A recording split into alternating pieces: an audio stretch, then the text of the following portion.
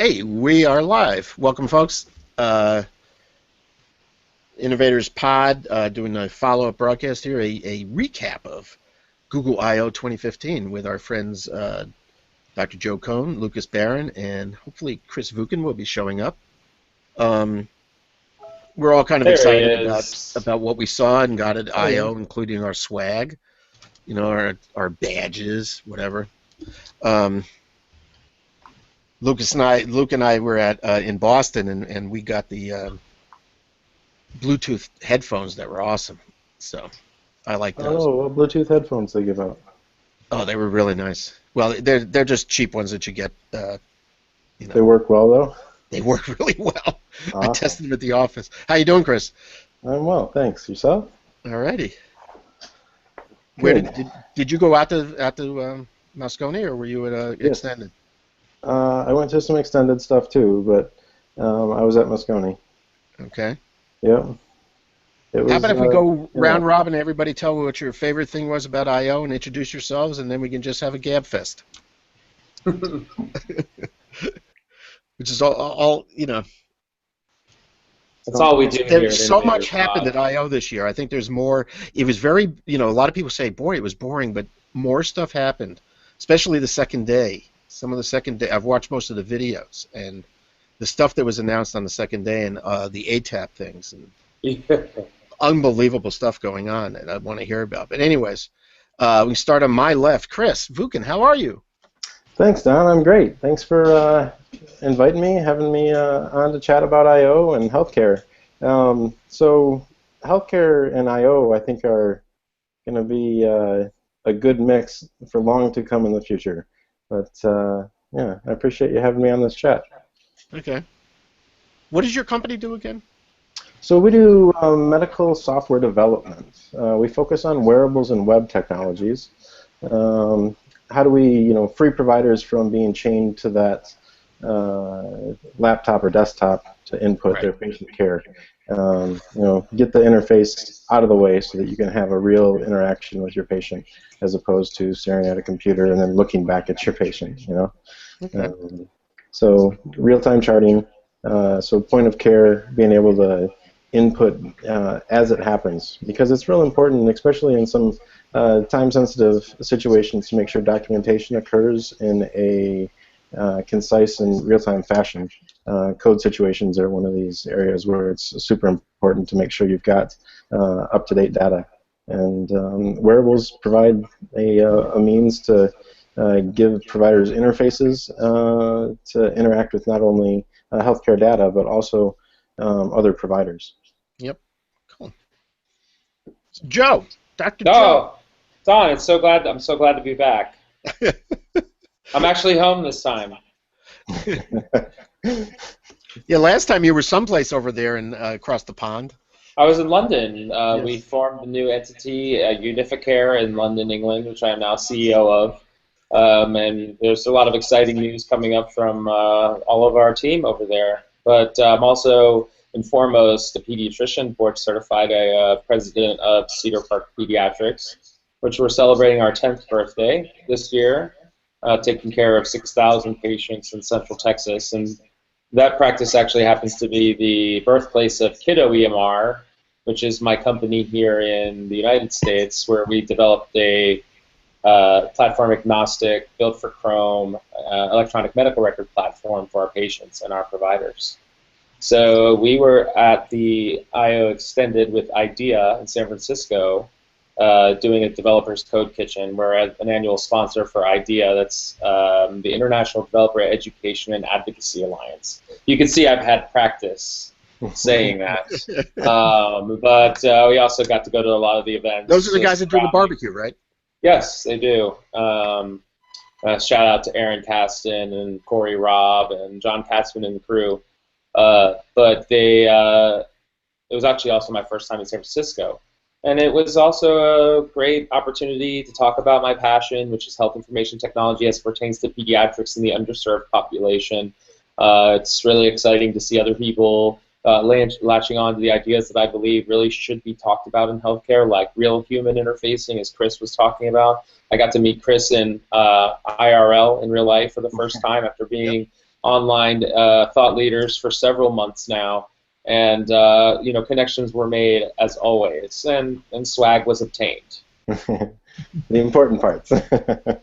Yes, and most importantly, got to see the sites that I wanted to see, and the food in San Francisco is incredible. I have to say, it's so much different than New York, where you have a very Latin counterculture. In San Francisco, it's all Pan-Asian, and boy, do they know how to cook. But this happens to be some of the best Italian on earth there. Have you ever been the Stinking Rose? I was too busy eating dumplings and sushi, Don, and seafood to be. But yes, I'm sure that it's just a gastronomic fest, as we would say. All I know is I had a great time. We used to eat it. Around and eating. I used to go to San Francisco every year, and the night before, when we were about to get on the red eye heading home, we'd go eat at the Stinking Rose, which is a garlic restaurant. And then we'd get on the red eye. Not nice. Anywho, we got another person here, Lucas Baran. Luke Baran, how are you doing? Good. My times have changed from when I developed the NPR app for Google Glass, and that's kind of winded down a little bit, and a lot of other fun projects on the horizon, in healthcare with wearables, stuff like that. Got to do Google I/O Extended in Cambridge with Don, which was pretty cool. And actually, only a couple weeks before that, I was actually out in Microsoft's Build Conference in San Francisco. Got to try on HoloLens and compare and contrast that with how Google Glass was. And interesting, I/O conference compared to Build Conference. Definitely, I felt like more hardcore developers at I/O when I was out at Moscone 2 years ago, but both awesome conferences, and be good to discuss I/O this year with you guys. I think the interesting thing to me about I/O, and it's Google, is that these are developers and engineers. In Cambridge, there was one guy who got up on stage, and he didn't know what to say. I think he'd probably never spoke in front of more than 5 people in a conference room before or something, and Google doesn't care. Google's not a marketing company. They want to make really good stuff and make it work well. That's what I enjoy. I loved attending I/O. The food was great and the swag was good, of course. This was my first year attending, and I was impressed with the atmosphere for sure. Like you said, there's a lot of passion with the developers in Google. How do they solve problems? And like Dr. Joe has alluded to, the underserved population. Google allows us to bring tools and technologies at fairly low cost points in to be effective care tools or implements in the healthcare cycle. So I think I was flabbergasted at some of the other developers that I met there and stuff that they've been working on in the past and currently, specifically in relation to healthcare and the kind of ingenuity that's out there. It was just a really good conference to help stimulate the mind. Makes you feel confident in the future, I think, right? Oh yeah, definitely. So what was the most exciting thing you saw, Chris? I mean, there were a lot of announcements. Yes, I'm going to be honest right off the bat. I was a little underwhelmed on the announcement department because of all the press coverage that was given to the talked about topics at the conference. I felt like we went into the conference and everything, the majority of things that were revealed were known. But those things that are known, like the fabrics of Project Jacari and the Project Soli, where they're using radar.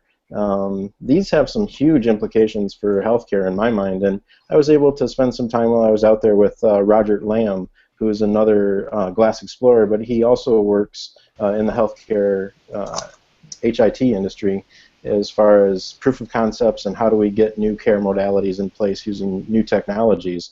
And he's really excited about the possibility for fabrics integration into scrubs. So how can we move these new kinds of interfaces into different areas to allow providers to interact in a more natural manner with their patients and the computing interface. So they're definitely high on my list would be the smart fabrics, but to be honest, the Android M personally was the biggest thing for me. I like the user permissions. being able to do user permissions at such a granular level, that allows us to start building applications where we can have providers gain access to individual patient charts based on these permission scales. So I think the next 6 months is going to be really incredible in the healthcare field as far as the innovation that's occurring on the Android platform. So you know, I was thinking about Fabric, and I think Joe has something to say about Soli and Fabric too. But you mentioned it in scrubs. So what's that going to do to disposable scrubs? Which yeah, I've only seen the paper scrubs when a dad goes in with the mom for a C-section. Otherwise, we wear straight up Fabric. cloth. Yeah. Yeah. okay. Yeah, so I think in hazmat situations you may see those disposable type scrubs used more, but I think in inpatient settings and clinic settings, Fabric is probably standard across the board as far as trying to get a ubiquitous form factor. Right. So I think with the connections that they were showing as far as how they actually get the electrical signals in and out of the Fabric, it allows for quite a variety of interoperability, basically, which obviously healthcare is lacking of in many points. So being able to allow people to control interfaces and things collaboratively, I think, is a very interesting area to be explored coming up with these kind of solutions, because you don't have to be tied to any specific spot anymore. And one of the things that we work with are these Myo controllers, which obviously don't allow you to be fixed in one spot, or they don't force you to be fixed in one spot. But there's other considerations that come into play as far as conductivity of the skin, user comfortability, and also infection control. So I think there's certain applications where these integrated Fabric interfaces are going to be much more ubiquitous than these kind of wearable devices as far as a physical hardware that you're going to have to clean and sterilize all the time. Yep. Oh, I forgot to mention something. Then we move on to Joe. The Q&A app is open, folks. If you're in the Google Plus page, I guess you can use the Q&A. I've actually never done it from that side, but you can ask us questions, and I'll try to pass them on. But I'll keep an eye on it, because we do have some viewers out there. Oh, wonderful. Well, we encourage questions, of course. Joe, you had told me you thought Soli seemed really cool. Yeah, well, it does such a bit of Fabric, or Project Jacquard first. Yep. I think that just like what Google's doing for the self-driving car, their concept is a concept, and what we do with that technology may be a bunch of different things, from cars to taxis and golf carts and stuff. But what I really think is that is interesting here is the ability to mainstream hardware in clothing and conductive threads. And the clinician in me can see a lot of value in having some position-sensitive or, depending on where it's located, sensitive threads that can pick up by the bioelectric pathways of the heart, the brain, galvanic potential, EMGs. It just keeps going. So I think that what they're doing with using a Fabric as a control interface is addressing something we all know about technology, which would it be cool to answer your phone from your sleeve? But the implications, in my mind, go way further than that. And in wearable monitoring of clothing, Holter monitors, 24 overnight EEGs may actually be comfortable, and you may actually be able to sleep with an overnight EEG or during a sleep study. Anything can be done with this type of input type textile. What about infant monitoring? Yes. Well, yeah. I mean, of course, infant monitors. Well, the ultimate opinion on the infant monitoring, like say apneic monitoring in neonates or newborns and premature babies, the American Academy of Pediatrics usually doesn't recommend them in parents who bring a child home who may or may not have had several apneic episodes while they were in the hospital. And one of the reasons why is because of all the false alarms. Right. So I don't know what the statistic is, but maybe there are children that are lost for apnea overnight when they're not being observed and don't have a monitor at home. They could have been warned by a monitor that was actually recommended because it didn't false alarm all the time. And you're right, that's a very good way to start. Biometrics and human interfacing goes beyond what we tap and touch. But we can find new ways to input into the computer, whether for diagnostic or user interfacing. Maybe we could use our pulse rate to do something for an app or a game that can control the rate of it based on your pulse. This type of ease of use and ease of acquisition of this type of biorhythm, biometric. We know many ways that we use biometrics now, and most of them are visual. The ridges on our fingerprint may not be visual, but there's still a pattern. Our iris, our retina. Some people talk about, and what I would like to talk about as well, which was the other technologies that came out of Google I/O that could monitor how you would walk and knew it was you because you walked that way. So Fabric is just another way that we can break down the barriers and take that piece of glass off our telephone or computer screen. I want to get back for the infants for just a second, and then maybe move on to other things. But I would think of an infant that maybe, with people worried about SIDS, let's say, that it could maybe monitor if a baby's sleeping on its back or on its stomach. I would assume. Oh yeah, definitely. It could do that. We don't see children turning unless they're ready to, and usually the advice is when they're ready to turn, let them turn. But that's a very good example of the potential of the technology. It's extremely exciting. If a child that I know is having palpitations, I need to send them to the cardiologist just to get a Holter monitor attached. Why can't we attach the Holter monitor through clothing and allow them to remote into the cardiologist? Now, that's especially exciting to us at Unificare because of all the work we're trying to do in underserved areas, both economically and technologically, where you can't get giant diagnostic device and more or less the cardiologist or neurologist to read these studies by being able to use a compliant platform similar to what we're doing here in the U.S. with Kiddo EMR, being able to use that as a pipeline for the transfer of that information. I'm like a kid in a candy store. The amount of the Internet of Things and how that can really augment healthcare changes us from alphanumeric characters, a QWERTY keyboard, into a variety of clinically relevant streams of information that augment the patient documentation process.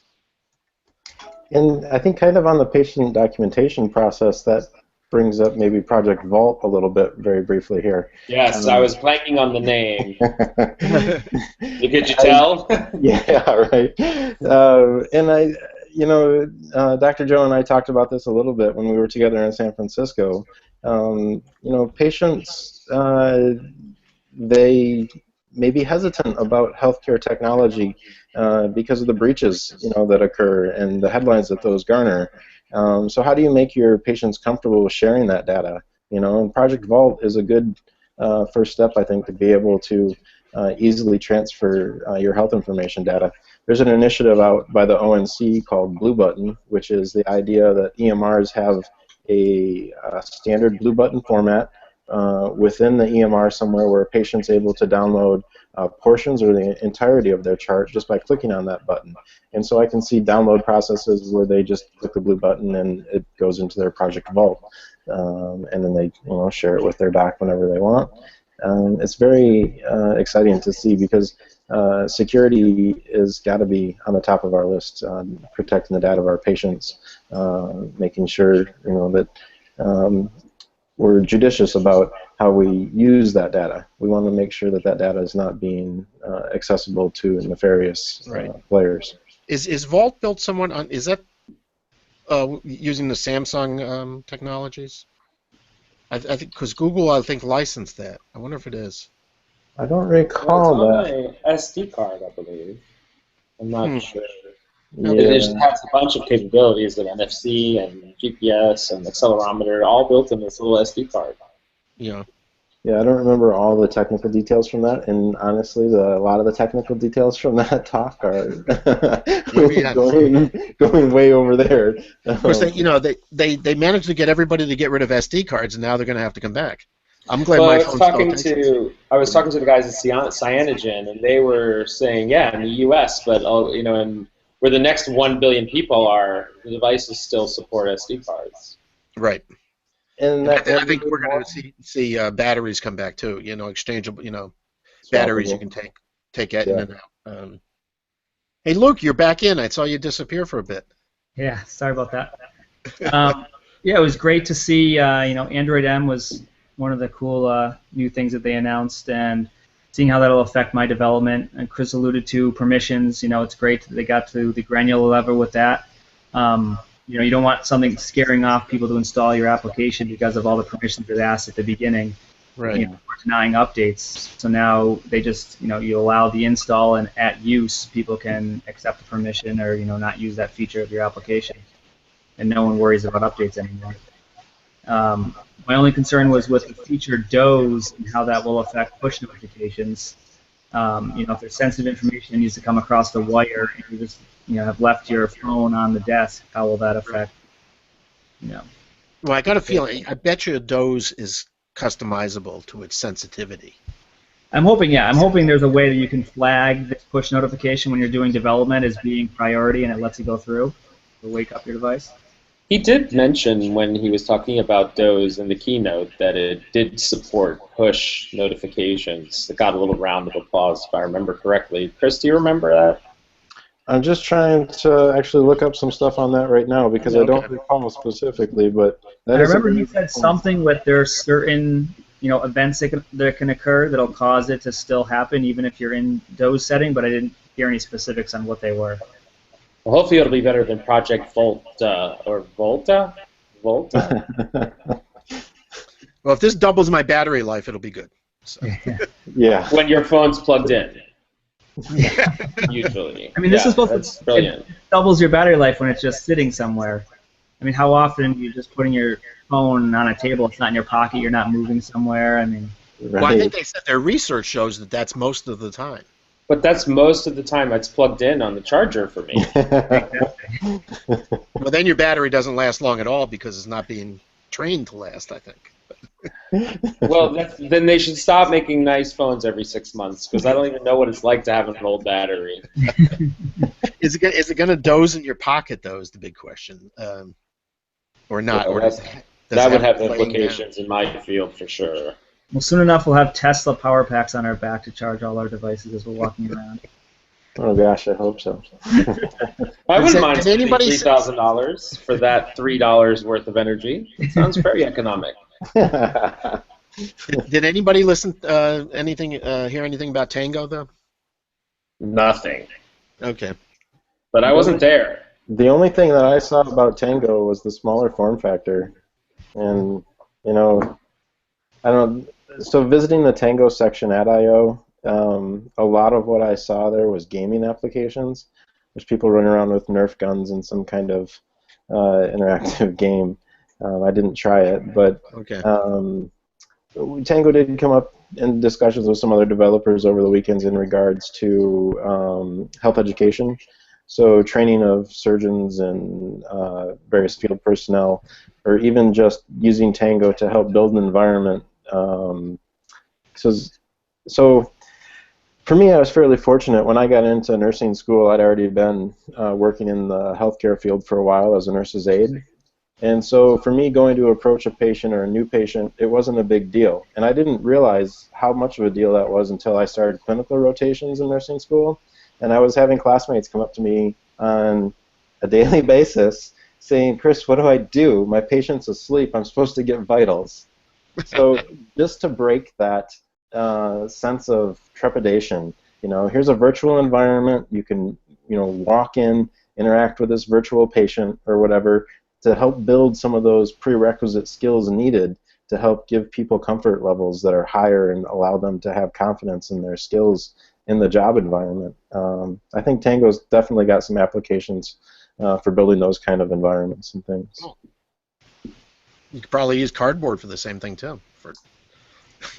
Doing Well, a that is walkthrough, right? a great We were idea. talking about cardboard, weren't we? We both have our cardboard.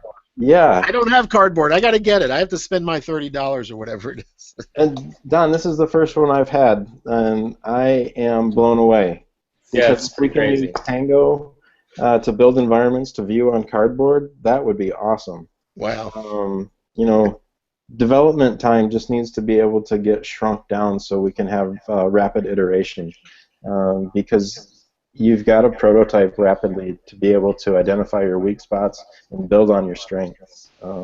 Projects that are, take a year or 2 years to get going from concept to implementation is pretty norm in the healthcare field, but it's not really acceptable in the rapid pace of technological innovation that we see today, because those programs or projects that get these large amounts of money and manpower sunk into become irrelevant because of the new technologies that come out in 6 months. So we got to shorten that development cycle.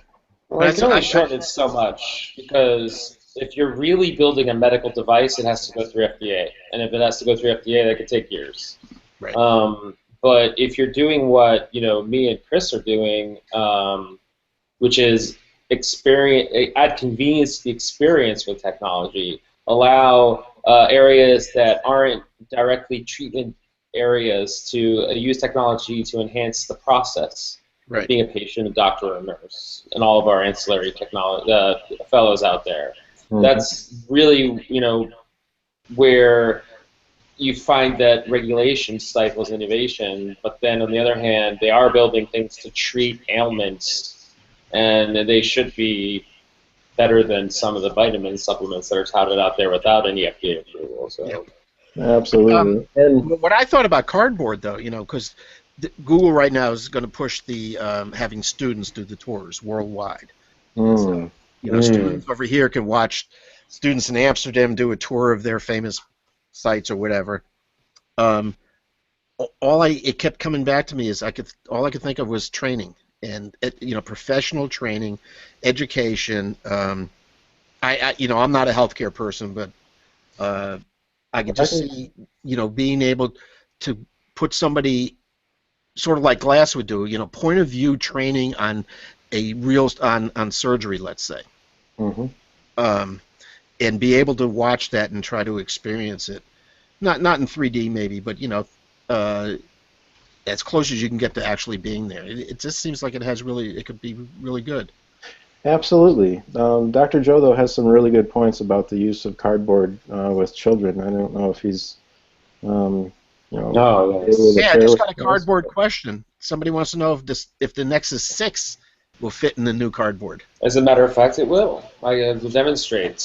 One of the things you see is that it comes in as pre-folded, and you open it and remove the eye flaps, and then you come around and fold it down, and you don't have to know how to count anymore.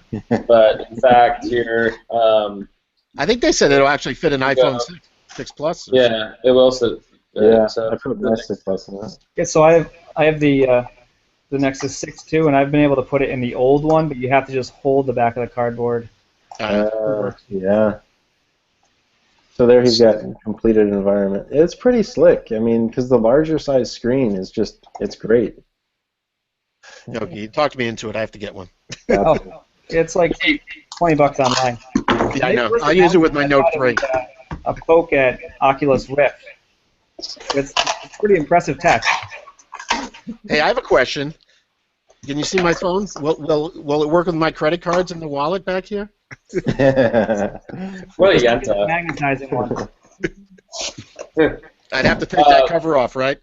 One of the things that Chris was alluding to is that in the American Academy of Pediatrics does not recommend the use of stereoscopically enhanced displays in the developing retina. We know that the retina takes about 8 to 10 years to develop fully in children, and one of their screenshots was showing second and first graders using cardboard, and that won't be really very feasible and realistic. I think that you need to wait until 10, 11 years of age to account for the variances in different cultures and different person to person in the way that the retina develops.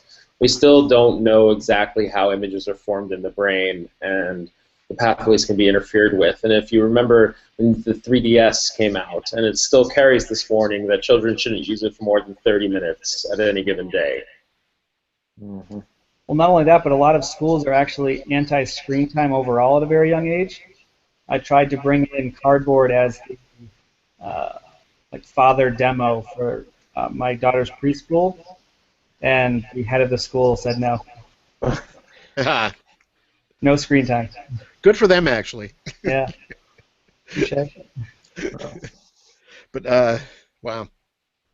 Yeah, so it would be great if I don't know, maybe there was a little more professional medical advice associated with the use of some of these new technologies, because that was one of the things with glass, right?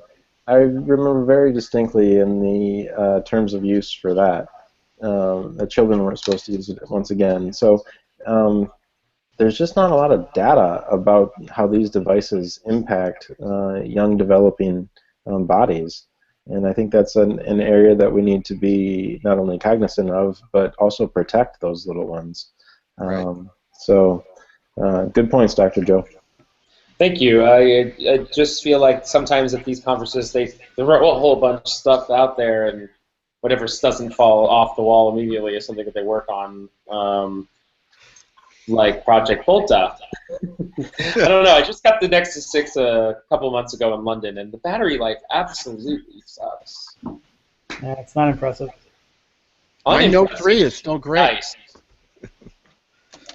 I love Coming my from the OnePlus One, it's like being in the Sahara with a thimble.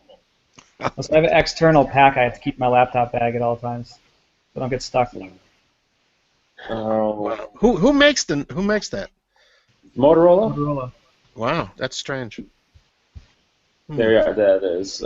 But anyways, one of the things that was absent from Google I/O was Glass. So everyone say Glass is dead, just to get it out of your system. Yeah, please, let's hear it. It made it into the questions and answers.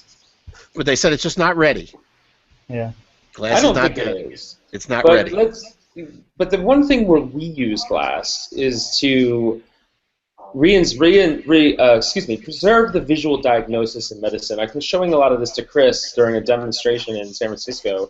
We were at a Tex-Mex restaurant. Not a great place to bring a laptop. Too many margaritas flying through the air. Margaritas flying around. Yeah. But what we use is Glass offers a really feasible and realistic way of documenting the visual diagnosis and preserving it directly inside an EMR. We support Glass natively with our programming and our platform at Kiddo EMR. And a lot of that is essential to what we'll be doing with Unificare abroad in UK and in India.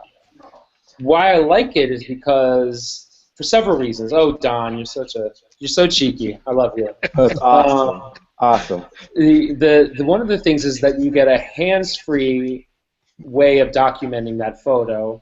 And one of the things we found out in research when we developed our image upload API for Kiddo EMR was that doctors felt, including myself, when I was with my patients, I felt really awkward taking my own mobile device out to document a medical image. And that, I think with this whole thing about people being videoed without their will, for you to take your own phone out and document someone's acne, I mean, that's got to it made me feel awkward. I can't imagine what the patients would feel. But in this case, it's where Glass being obvious makes it really good. You walk in, you put it on, to use it, the patient knows what it is, and you say, I'm going to take a picture, and you can do it in a sanitary way. And I think that we'll see this technology again. It'll be more universal than just one beta program for 1,500 people. And then with a slow rollout, I think it'll be something that we see in a multitude of formats. With everyone has their own take, a la iPad versus Nexus. But you can't be denied the nice that it has. It's nice to have that display so easily and readily available. And I find that I use mine most during these podcasts and when I'm at work, which is every day, day after day. When I'm documenting, I use this incessantly. Hey, I got another question I think I can answer, and it's about cardboard again. And SK wanted to know about Google's sending all these cardboards to schools, but who's supplying the smartphones? And I thought during the presentation they said they're going to send them as a pack. It's like a lab pack, right? Includes maybe a dozen phones or something. Yeah, however many cardboard, I thought it was like 20 units or something, but it was a complete setup. Right. Yeah, it's included. Because obviously. And they can go from class to class. They're not for the students, they're for the class. Right. It's teachers can make individual requests for these. Let me see if I can find a link for that site real quick, and I'll share it with the... Did the ViewMaster cardboard ever come out? What was that? The ViewMaster cardboard, do you remember? They were going to build it like the ViewMaster from when we were kids with the little click wheel and the little negatives. Believe me, I have one somewhere that's in a the house. perfect school form factor, in my opinion. Mm-hmm. That's a really good idea, because obviously kids love visually engaging objects, right? And that... Bring it back already. Bring it back. I have a ViewMaster somewhere. I don't know where it is. It's in my house full of junk here. Joe, have you looked at the Vue6 M100 for your application being Android based and how it compares to Glass? I'm sorry, you were fading in and out, Lucas. The Vue6 M100 for your application and how it compares to Glass? I haven't used that Vue6. It's also Android. Have you used that, Vukin? What's that? Have you used that? Yeah. What's your thoughts? So not as slick of hardware or interface as Glass by any means. Mm-hmm. It's kind of a device with good battery life, no overheating issue, that will run stock Android apps. You can put an APK on it and wow. Yeah. What about Recon Jet? That's something I was exposed to out in San Francisco for the first time as well. Yeah, so I tried that at I/O 2 years ago and didn't feel like that was anything like Android or Google Glass or Vue6. It was kind of like its own thing at the time. Maybe it's changed since then. The demo they showed was for skiing, and it really only showed, your info. Mm-hmm. Yeah, Glass really is kind of the most polished form factor as far as the overall package is concerned at this point, in my opinion, for wearable glass type technology. It's very easy to put on. People understand how it fits just because it's a natural action, and then interaction with it is learned fairly rapidly, in my opinion, with some few basic tips. And like Dr. Joe said, it's super easy to use in a clinical environment to share to electronic medical records. We got to get past just the streaming video thing. There's so many other applications for Glass besides just streaming video. Access to patient data, documentation of that data, and then also diagnosis tools.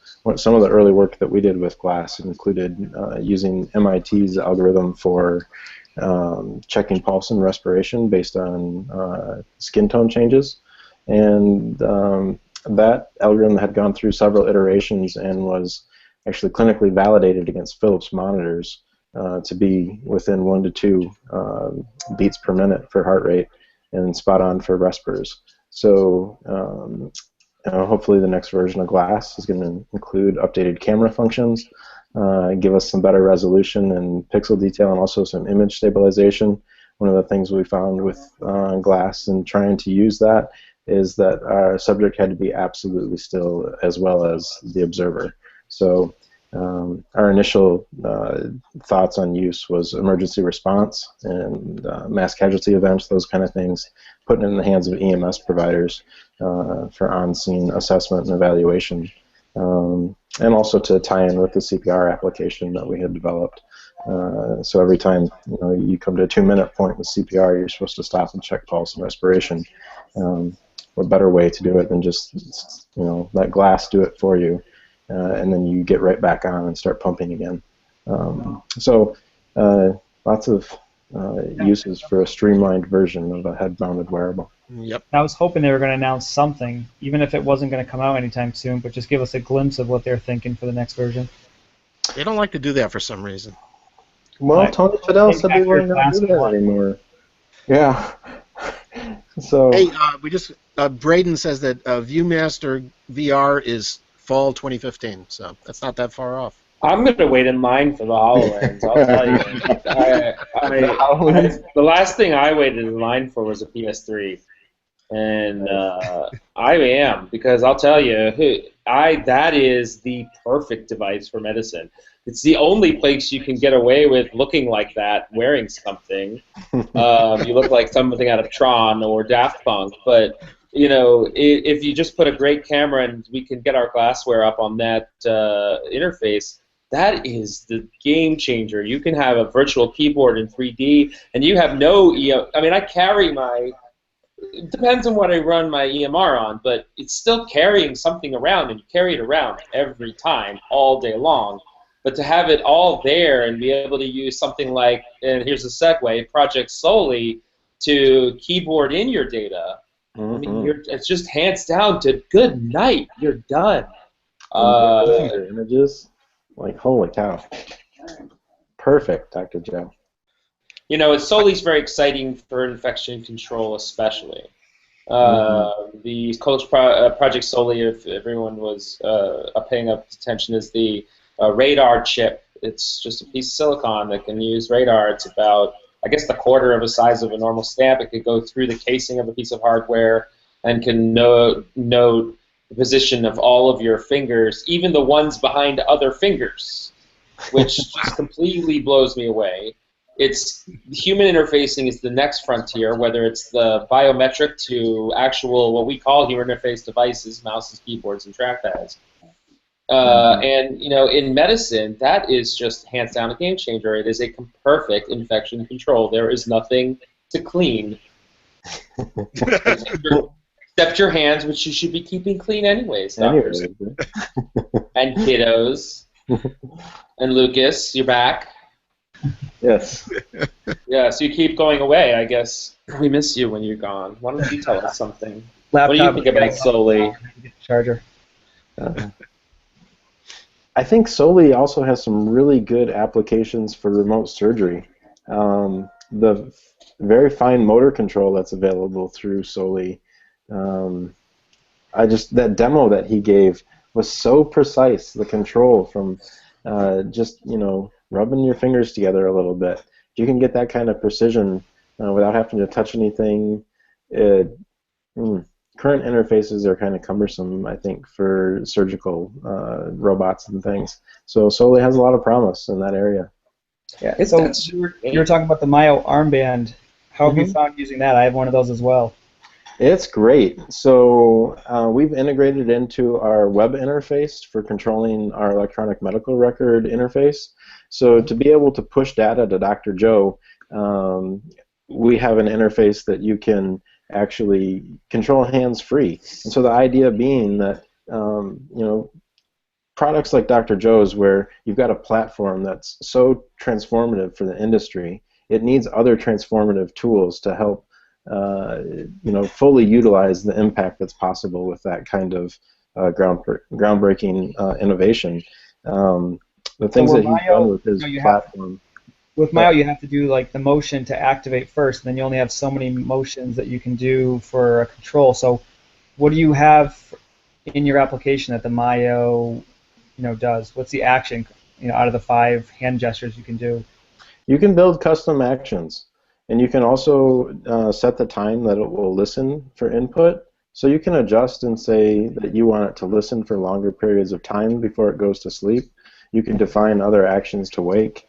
You can find the custom combo actions to be able to identify set and specific repetitive actions within your application.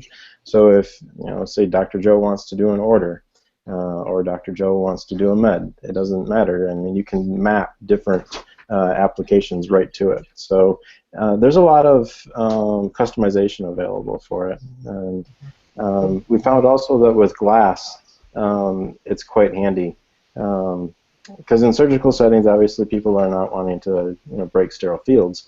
So if you're able to connect Mayo to your glass device, and then there's a real handy application actually out on the Google Play Store from the folks at Thalmic Labs that you can download right onto your Android device and pair with your Mayo and your glass, and gives you native control of glass. So the tap gesture, the swipe down gesture, and then the front and back slide on the timeline are all available to use. So you can do those right on your wrist.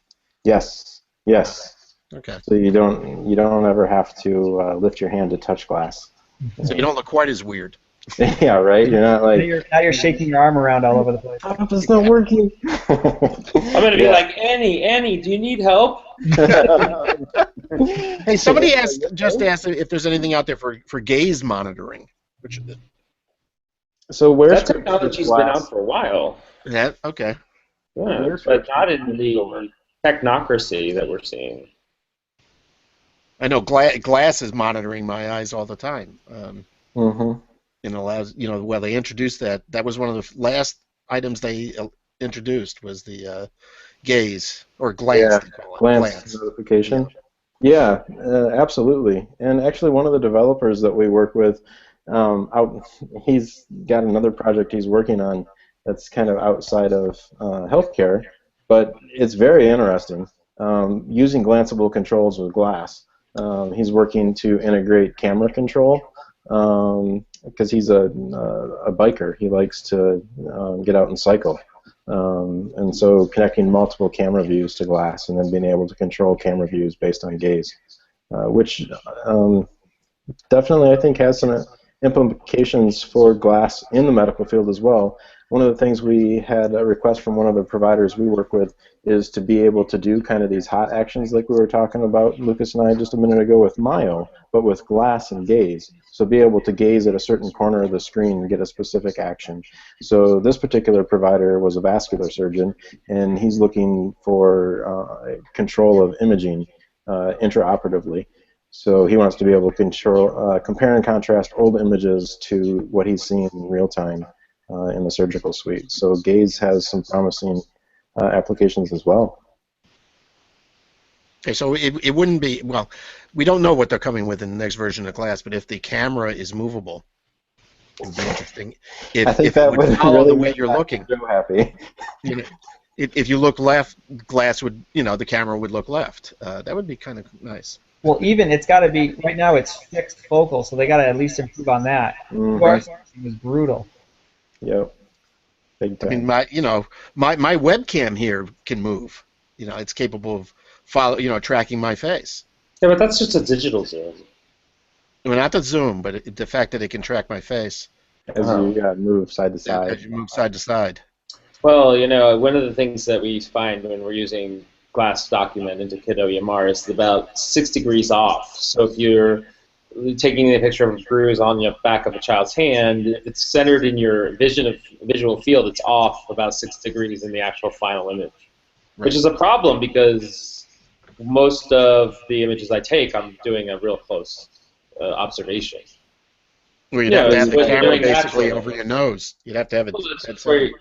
Yeah, I guess you would, or can they make some fancy algorithm to fix it for you? But well, what about just showing the viewfinder while you're taking the picture? That's too many actions. I'm moving during the day, and that's too many actions. OK, glass, show viewfinder. OK, glass, take a picture. OK, glass, close viewfinder. I've never used viewfinder. I've used it a couple of times. It's of course, too much work. Battery life quicker. It does. Yeah.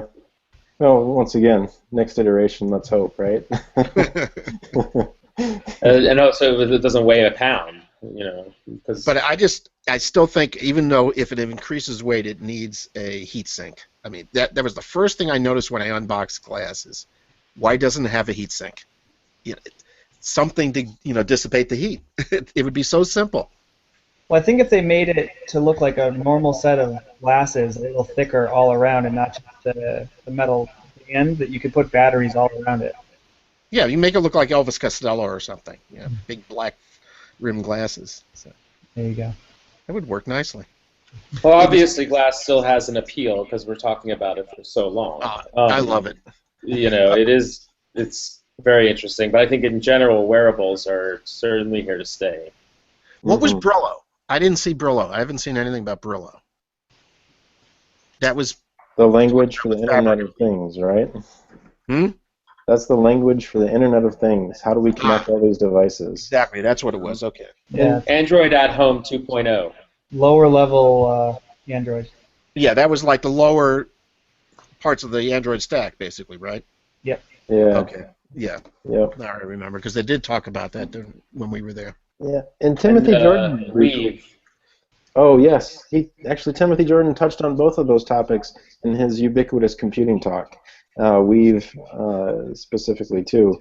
I think Timothy Jordan has some really solid presentation skills in regards to wearable technology and communicating how much of an impact they're not only are they making, but the ability they have to make on society as a whole, and how it transforms kind of our daily lives. So if folks out there haven't seen Timothy's talk on ubiquitous computing yet, I highly recommend you go and hunt that one down. It's phenomenal. It's good stuff. Well, he's been doing it the longest. I mean, he basically introduced glass to the world, to the Yeah. And he's been living it, and he's been talking to all of us in the field, all of us that have worked with glass. Obviously, he knows, he's been involved the longest of anybody, and he's such a nice, smooth speaker. He's just so nice. He's also a nice guy. Down to earth. Mm-hmm. Except for his shoes, but for the rest of them, but I don't ever fault anybody on their wardrobe choices.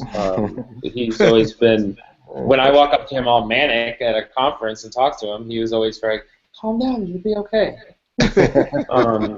But, that's just people who know me that I can tend to be a little passionate, but that's just because of who I am, and I'm with kids all day. And when you're with kids, you have to talk like this all the time.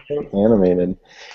Speaking of Brillo, Internet of Things, and Weave and such, Dr. Joe, how do you see Kiddo EMR and Unificare being able to utilize those technologies with some of the other tools that are out there for kids and their parents and stuff, whether it be like a feeding schedule application or wet diaper monitoring and that kind of stuff? How do you see these parts tying together? Well, right now we're developing 2 IoT projects with Kiddo EMR. One is Baby Giggle with Slow Control out of Paris, where they use their application and Baby Journal 3.0 and provide the information for feeding with a Bluetooth connected bottle. They produce graphical information for parents to share with their pediatrician.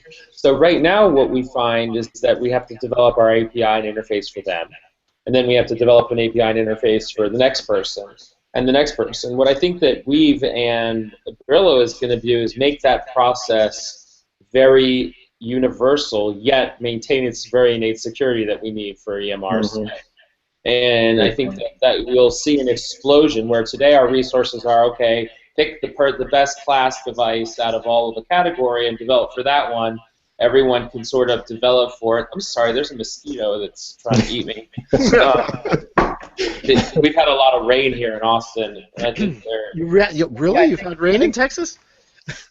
Yeah. With Brillo is that you have a unified system that hopefully will always get security updates, whereas if you have all these different Internet of Things all over the place and, are slowly abandoned, who's updating the security on all these things? How many vulnerabilities are there in all your devices, all throughout, everywhere, basically? Great point. I can imagine somebody hacking all the refrigerators.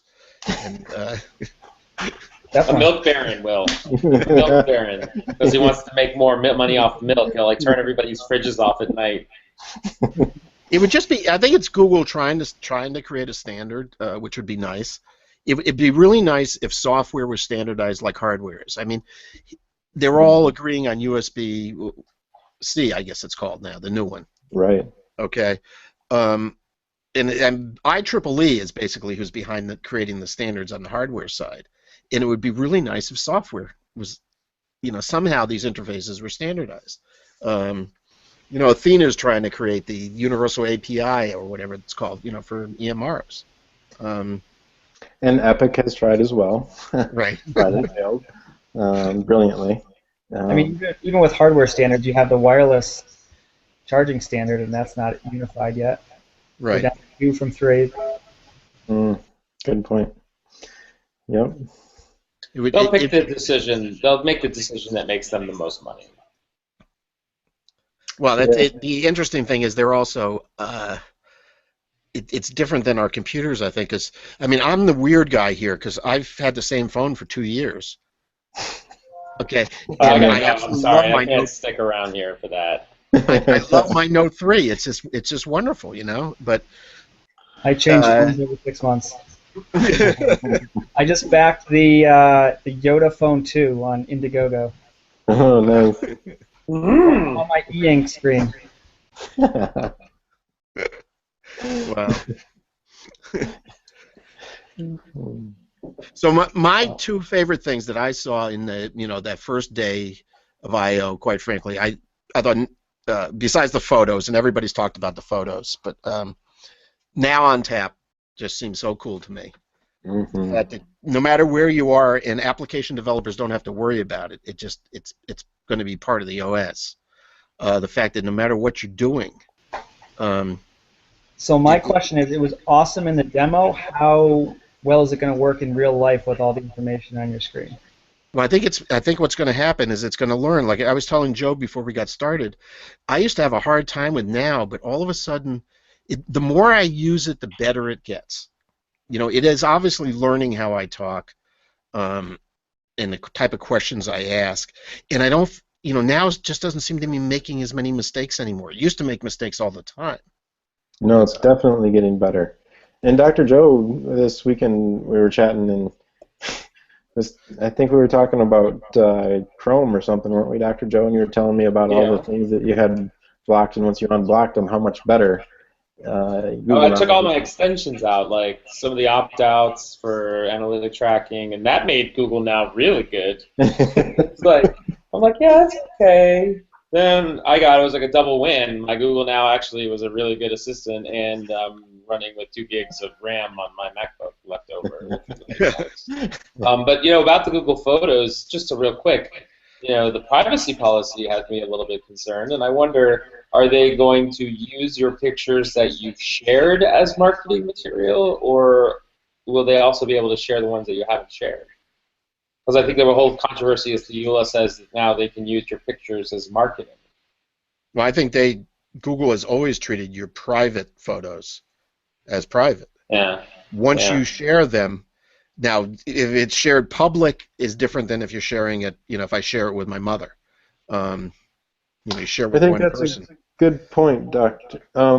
So Thomas Schwartz, I don't know if you guys are aware, he's a glass explorer. But he's also a photographer, and several of his shots have shown up on Chromecast, and he wasn't even aware, but then Google's crediting him, and people are letting him know. So I think that, Don, you're on the right track there. Public photos, publicly shared stuff, yes. The private things, at this point, God forbid, please, in the future, too, keep them private. How about the privacy when they're able to detect a face and then all throughout, that person's age know who that person is? That's privacy implications. Well, privacy's always been an illusion, right, for the past 5 years, at least. So you're right, though. I mean, I remember when my dad paid cash at toll booths. He's like, "That's the last private thing I'll ever do." But privacy didn't used to exist. It's a new thing. This worried about privacy. It was until I guess mid-century, last century. Basically, families all lived in the same room. You were living with your parents, going at it in the next bed. There was no such. People just didn't have privacy, and your neighbors knew what you were doing. The world changed, and this privacy thing started in like the 60s or the 70s, but throughout history, people have never had history. You're massively sending them all of your private photos.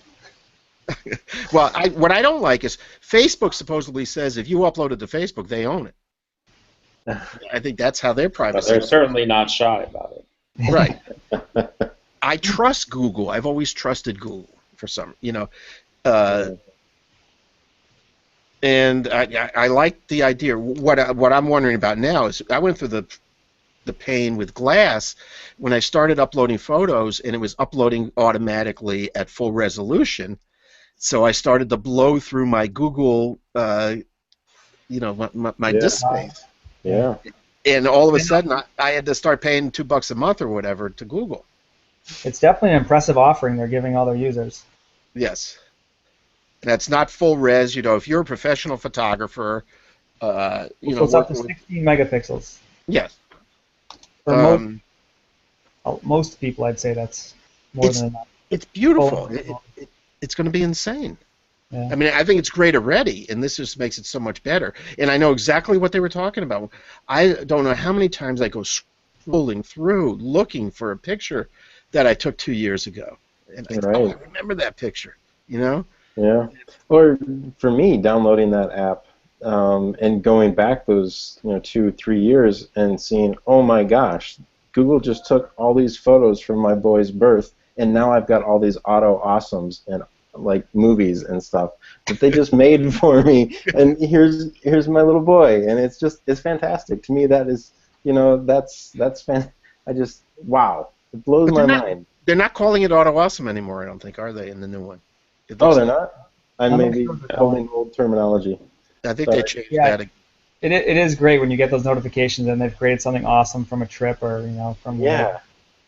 And actually, it's funny you say that, because as we're sitting here, I've just got 6 of them from my trip out to San Francisco. So. Yep.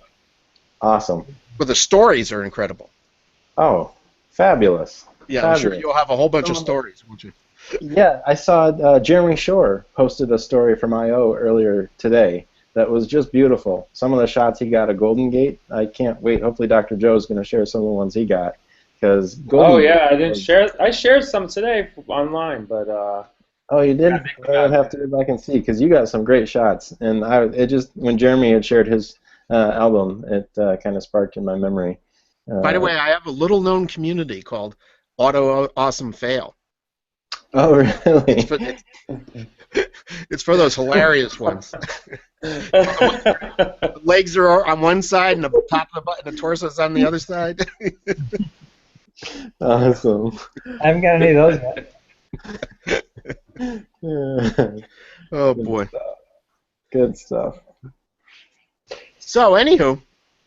One other thing that I was disappointed not seeing at I.O., where was the Chrome bit? I could have swore that was going to be out. I mean, they talked about it 2.5 months ago now.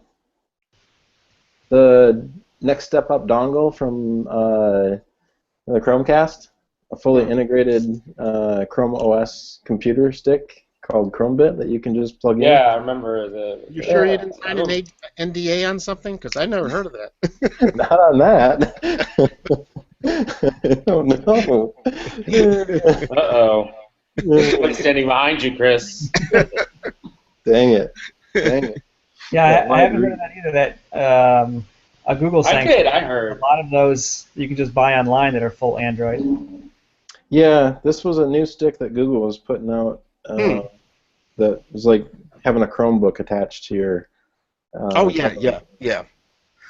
So, I mean, in lieu of not getting Glass 2.0 or Chromecast 2.0, I was at least hoping, since they'd already announced that, that we'd see it.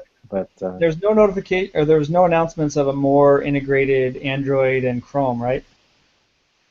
Bringing those two. Right, as far as OS is concerned, I don't recall hearing anything on that. Yeah, Chrome OS. There was so much going on at the event. Like, I was only able to, attend a few of the, dozens of sessions that were being held. So, it's possible. Possible. I'm going to go someday, but I keep getting rejected. I put in that application, and maybe I don't know the right people. I don't know what it is. Say, one other question. Android Pay is really just Wallet renamed, I think. Is it? So I use Google Wallet all the time. I was surprised that was a major announcement. It's it's unique. It's not app specific anymore. It runs on the command line in other words, you don't have to open the app, but enter your PIN. It's more like Apple Pay, and I believe it kind of coincides with the fact that they're going to natively support hardware fingerprint sensing, so that you can make the NFC transfer for payment, which is a very secure way of doing it. And I remember watching the Apple Pay, and then a lot of the same things came up with Android Pay using the token payment system, where there's a unique generator number identifier or token is kind of like Bitcoin technology. It's unique to that transaction. It doesn't have your information and doesn't have the information of the person you bought anything from. So it's just. I thought Google Wallet was already like that. And I think what happens here is that it's integrated directly into the app now. You have the ability to place this Google Pay right into the app, so purchases can be made in-app like that. So obviously paying for services is going to be huge that way. I mean, a multitude of things. I'm looking at Dr. Joe and thinking, holy cow, man, your office visit setup could change quite a bit. And the same is true when they relaunched Apple Pay. But seriously, I think Google Android Wear is going to get the ability to do the same thing. Yep. The problem with Apple Pay is it requires their own terminal, though, or that specialized terminal. And I think Right. Google Pay is going to work with the existing devices that they have there. You know, It may even work with the receiving phone. Mm-hmm. That's awesome. Be able to share between users. That would be really neat. Wow. They're going to put it on glass. Buy cash. I hope so. Should go everywhere in my mind. Just look at somebody and give them a payment with glass. Well, look at the item. You could pickpocket people by touching their phone in their pocket. But you'll never get their credit card information. You'll just Well, you know, about fingerprint sensors, I have had at least 5 parents tell me over the past year that their child was buying apps when they were sleeping by touching their parents' iPhone to their finger while they were sleeping. So, you know, I don't know how to answer them because it's totally doable, and I've seen 2-year-olds buy apps right in front of me. I've seen them playing, you know, sometimes I'll be with a sibling and the baby, to keep them quiet, they'll give them the iPhone. And you'll see the baby put the phone up to the parent's hand while she's talking to me or something. While, like, she, like, touch here, more rainbow bright, more rainbow ponies. I think I'm so envious. Talk about digital native right now. Right. Yeah, I think that may be one of the nice areas where that other security feature that they were working on, as far as security on the same device, that's, you know, it transcends passwords, usernames, pins, all that stuff, and it's real-time detection based on, you know, your style of typing, visual recognition, and you can combine that obviously with you know, fingerprint type verifications as well to build this confidence score of, is this really, you know, the user that the user says they are. Right. That's definitely promising for down the road here in a few. Hey, what's Project Era? Was that another one? That's the modular phone. Yeah. Oh yeah. Okay. That's the Snap Together phone, right? Yeah, they got it to boot this year. What was that? Lucas. Lucas says they got it to boot. Definitely impressive, and definitely impressive. Once it gets there, I mean, that's definitely the future, right? I mean, it's any feature you want snapped into your phone, you know, while it's still running, even batteries. Did they press start like a year ago? It just booted up. So they demoed it live last I/O, I think, right? And it crashed at boot, and this year they did basically the same demo, and it booted up fine. Awesome.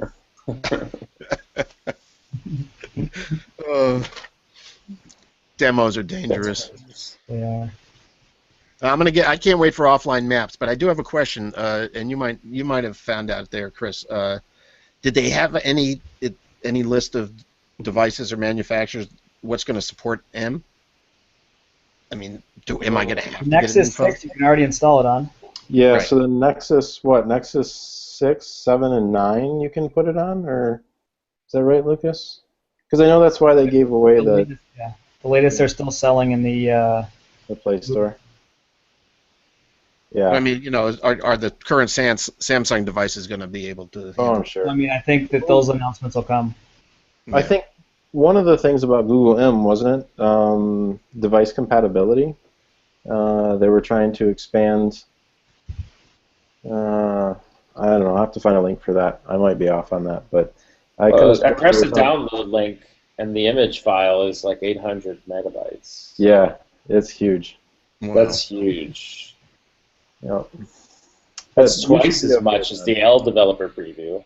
It was like 480, but this one was like 870 megabytes. That's a lot for a phone.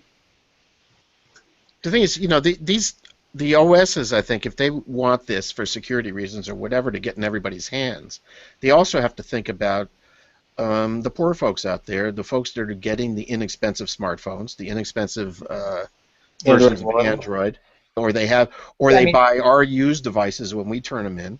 Mm. Well, I'll say one thing to that. I mean, you have Huawei, which is coming out with decent specs for like $180, Right. and that's off contract, and that'll be running the latest version of Android. Mm-hmm.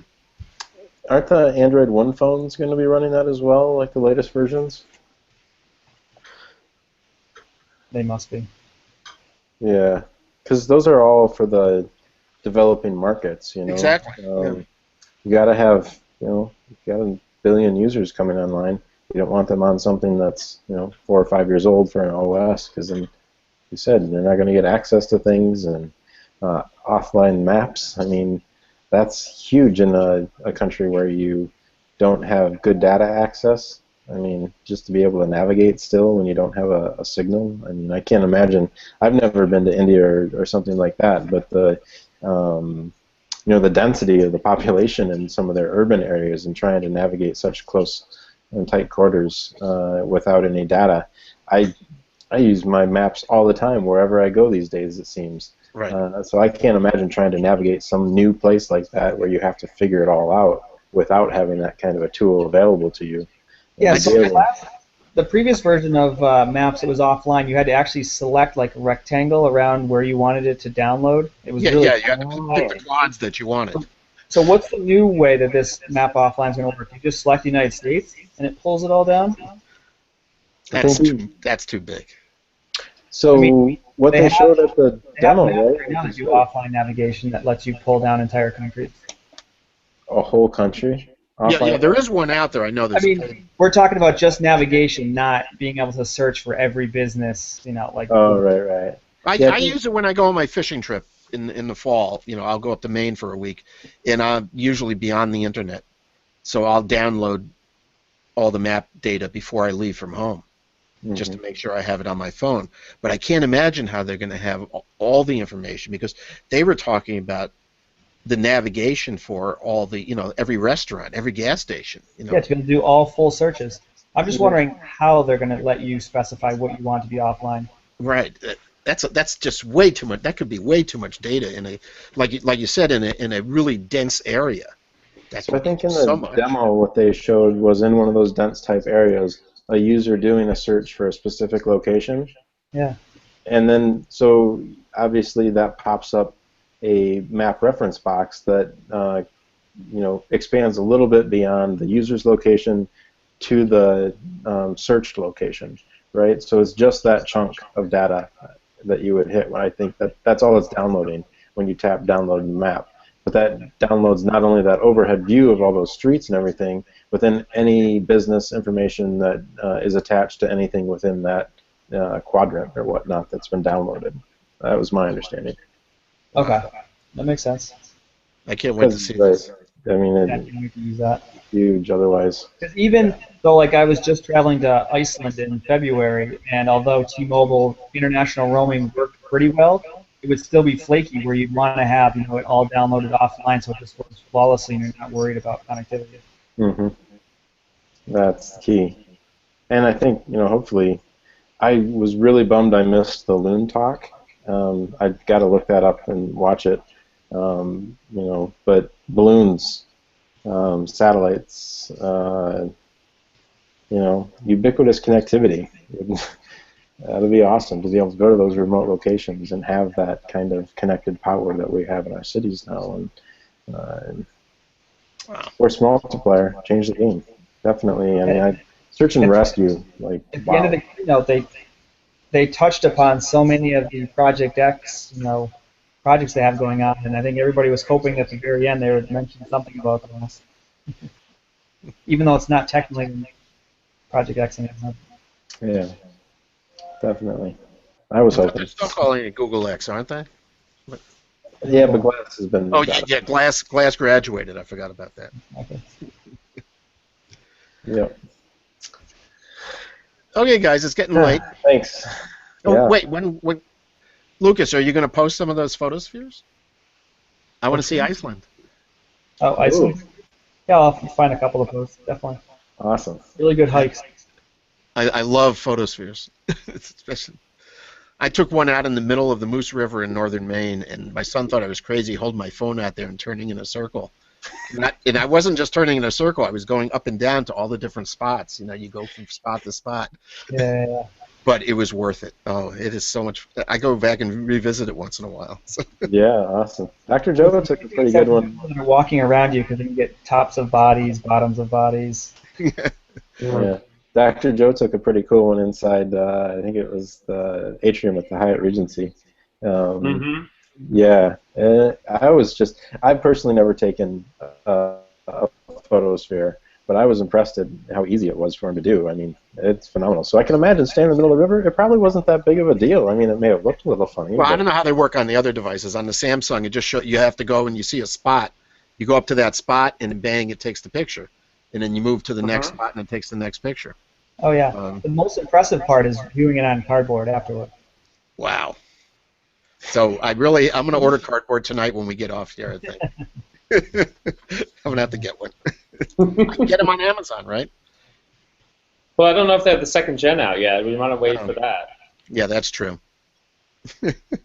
Yeah, I'm not sure if that one's on Amazon. Good question. Newer version of cardboard paper. You gotta wait.